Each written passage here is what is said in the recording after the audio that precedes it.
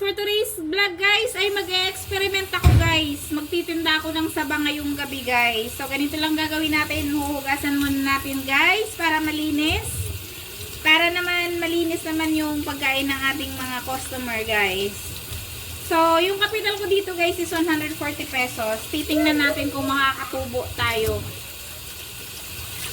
Makakakita tayo ng pambiling asin at asukal. Yan, hugasan muna natin guys. 140 pesos, lalagain mo. Mag-aaksaya tayo ng gasol.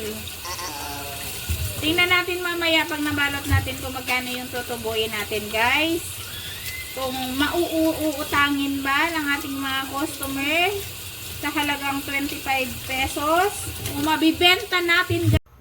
So, ilaga kong saba guys, babalutin natin to ng 3, 4, 25 pesos. So, ito na siya. Murang-mura na guys, 'di ba? 3, 4, 25 pesos lang. So, titingnan natin kung makakatubo tayo guys.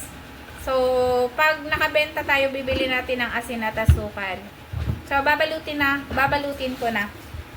So, ganito ko lang siya ginagawa guys. Assorted ko lang to. May maliit at malalaki kasi hindi naman pwede yung puro na lang malalaki. Ayan. So, murang-mura na healthy pa. Diba, guys? So, murang-mura na healthy pa siya. So, ito palagi yung binibenta ko kapag gusto kong magtinda-tinda. Kaso, ayan.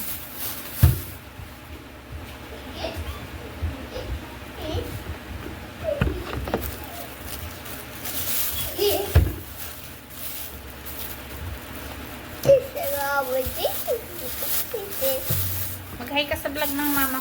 Hi People. Hi people. Bili kayo ng... Dito harap.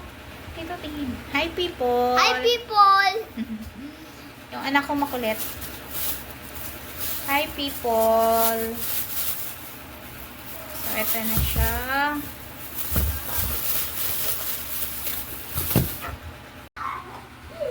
So, ito na guys.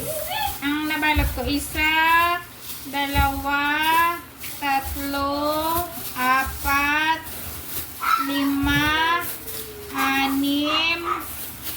7. So, sa capital na to, 7 balot.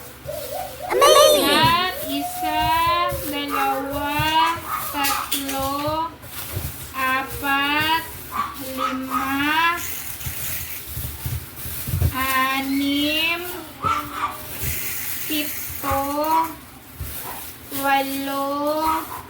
9. So, 9 balot yung ano ko. Sobra. Tubo ko na to siya guys. Kung mabibenta ko siya. So, sa 9 balots, meron akong... Magkano? Hindi na ako sa math guys. So,